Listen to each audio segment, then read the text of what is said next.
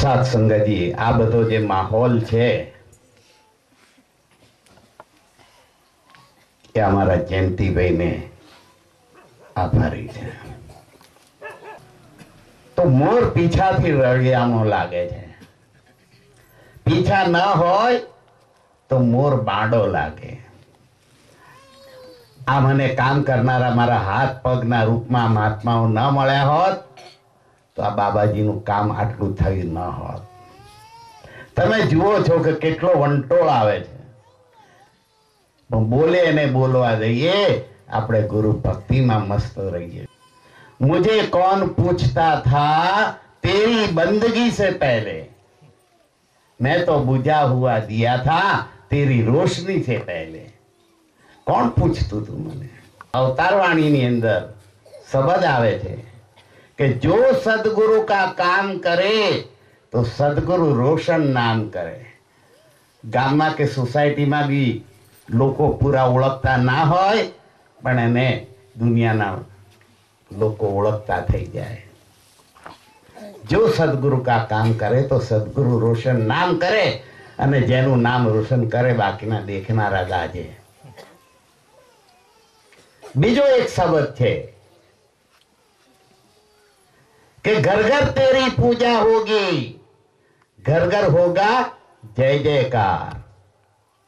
કેમ કે સદગુરુનું કામ કરવાથી સદગુરુની કૃપા ઉતરે, એ સદગુરુની ભક્તિમાં એકાકાર થઈ જાય તો એના ઘટમાં સદગુરુ પ્રગટ થઈ અને કામ કરે છે, અને સદગુરુની તો લોકો જય જયકાર કરે, કોઈ સવાલ જ નથી.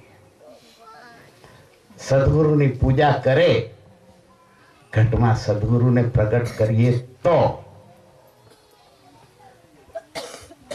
એક મહાત્માએ કહ્યું છે કે હરઘટ મેરા સાઈયા, સુની સેજ ના કોઈ.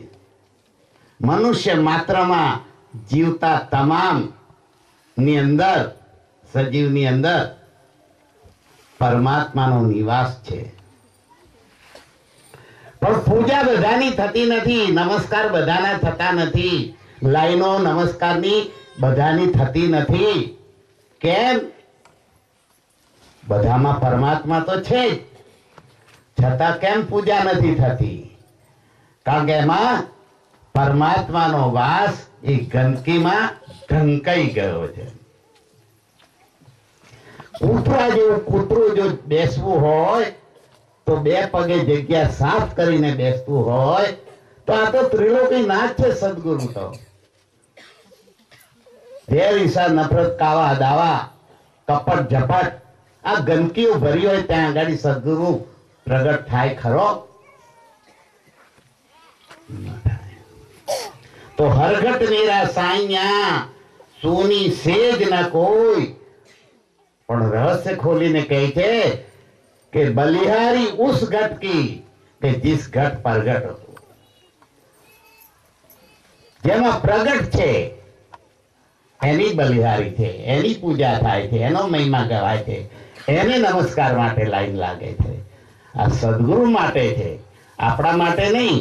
આપણે એમ સમજીએ કે હા મારી પૂજા થાય છે, મને નમસ્કાર કરવા માટે લાઈન લાગે છે, આવું સમજનારા બેવકૂફ અને મૂર્ખ છે. શરીર એક ચામડાની ડબ્બી છે, એ ડબ્બીની કોઈ કિંમત નથી. પણ એમાં લાખ કરોડનો એક હીરો મૂકી દો તમે તો એ ડબ્બીને કોઈ રઝળતી મૂકે નહીં. એને રેશમી કપડામાં લપેટે, એને તિજોરીમાં સેફ લોકર્સમાં મૂકે, એને કાઢી કાઢીને જુએ એટલે એ ડબ્બી કે મારા ભાગ્ય ખોલી ગયા, મારું કેટલું જતન થાય છે, મારું કેટલું રક્ષણ થાય છે. પણ એ ચામડાની ડબ્બીમાંથી જો આ જ્ઞાન રૂપી હીરો કરોડો નહીં અબજોનો જો નીકળી ગયો તો એ ડબ્બી પગે અથડાતી થઈ જાય, એની કોઈ કિંમત નહીં. એટલે અભિમાન કરવાની જરૂર નથી. એ હીરો બેઠો છે અંદર, એ સદગુરુ પ્રગટ છે. તે સદગુરુની હીરાની કિંમત છે જ્ઞાનની. બાકી જે સમજે કે મારી પૂજા થાય છે, મારા મને પગે લાગે છે, એનો ભરમ છે. ગુલાબનું ફૂલ હોય એ ખૂણામાં બી પડ્યું હોય ને તો લોકોને ખબર પડે કે આટલામાં કોઈ ગુલાબનું ફૂલ છે. એને કહેવું ના પડે કે હું ગુલાબનું ફૂલ છું, આવો મારી સુગંધ લેવા માટે. જે ફૂલની અંદર રસ પેદા થઈ જાય, જે ફૂલની અંદર સુગંધ પેદા થઈ જાય, તો દૂર દૂરથી ભમરા અને મધુમક્ખી દૂર દૂરથી વગર નોતરે દોડે આવે અને એના રસનો ભોગ કરે, એની સુગંધનો આનંદ લે. એને આમંત્રણ દેવાની જરૂર નથી એ ફૂલને કે એ ભમરાઓ તમે આવો, એ મધુમાખીઓ તમે આવો. ના, રસ પેદા થઈ જાય. તો આપણા આ હૃદય કમળની અંદર રસ પેદા કરી લો, અને રસ પેદા કરશો, સુગંધ પેદા કરશો, તો તમારે કોઈને કોઈ કહેવાની જરૂર નથી. દૂર દૂરથી ઓળખતા નહીં હોય એ પણ તમને નમસ્કાર કરવા માટે આવશે. રસ પેદા કરો, ભક્તિનો રસ પેદા કરો, ગુરુ ભક્તિનો આનંદ પેદા કરો. આવો સત્સંગથી, આવો મોકો વારંવાર મળતો નથી. માંડ મોકો મળે છે, મનુષ્ય જન્મનો માંડ મોકો મળે છે. આ અવસર એવે ન જાય આપણો. આ પ્રાણ છે શરીરમાં, ત્યાં સુધીના બધા ખેલ છે. એક વાર એક ડચકું લઈને પ્રાણ નીકળી ગયા અને ફરી પાછા શરીરમાં ન આયા તો લપસી ગયેલી વારી ગઈ. એ પછી બન્યો કાગડો.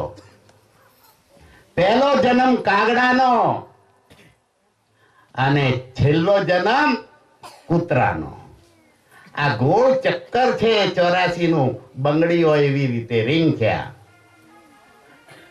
પણ એમાં જ્યાં હાથો હોય ને, એ હાથામાં આપણે ઘણાને વાંધા પડી ગયા છે, એટલે જડ બનીને બેહી રહે છે. એને વાંધો છે ભગવાનનું નામ લેવામાં. એ સદભાગી જીવ નથી, એ પાછો એમાં જવા માટેનો જીવ છે. એ હાથો ત્યાંથી જો નીકળી ગયો તો છૂટી ગયો, અને નીકળ્યો નહીં તો પાછો એમાં ને એમાં ફર્યા કરે. એટલે મારા એક ભજનમાં છે કે માનવ જીવન છેલ્લો ફેરો, મુક્તિની છે બારી. આ જીવનનો નથી કોઈ ભરોસો, વાત માની લે મારી. કહે સંતો આત્માન ને ગા પ્રભુ ગુણગાન. મોહનિંદરમાં કેમ સૂતો છે માનવ હવે જાગ. જગાડે છે,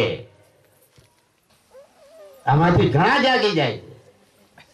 મોહનિંદર માંથી ઘણા જાગી જાય છે, એને રંગ લાગી જાય છે, અને સંસારમાં રહી સંસારનો ઉપભોગ કરે છે, પણ સંસારમાં એનું મન લાગતું નથી.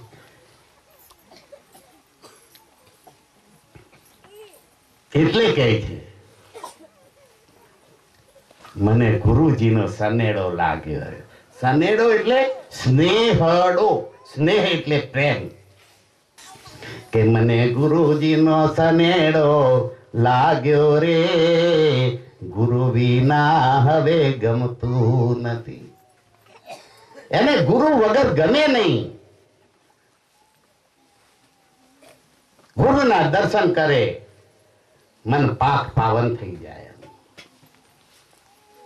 નુગરાનો સંગ લાગ્યો હોય ને થોડો રંગ લાગ્યો હોય તો એ રંગ ઉડી જાય એનો.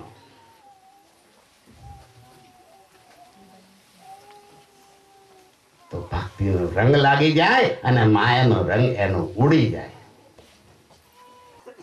તો માં દુનિયા દેખાડે અને ગુરુ ભગવાન દેખાડે. પરમાત્મા નિરાકાર છે અને એનું જ સાકાર રૂપ છે સદગુરુ, જેના હાથ પગ માથું મોઢું ને શરીર છે, એને ભગવાન કહેવાય. આપણો ભગવાન સદગુરુ બાબા હરદેવસિંહજી મહારાજ છે. નિરાકાર આપણું મૂળ સ્વરૂપ છે. એટલે નિરાકારમાં આપણે ભળવાનું છે. એટલે એને ખાલી યાદ રાખવાનો છે, એનું સ્મરણ કરવાનું છે. બીજું શું થાય? એની ભક્તિ ના થાય. ભક્તિ સદગુરુની થાય. અને સદગુરુની ભક્તિ કરીએ તો સદગુરુની કૃપા ઉતરે. ને સદગુરુની કૃપા ઉતરે તો કઈ વાતની ખોટ તો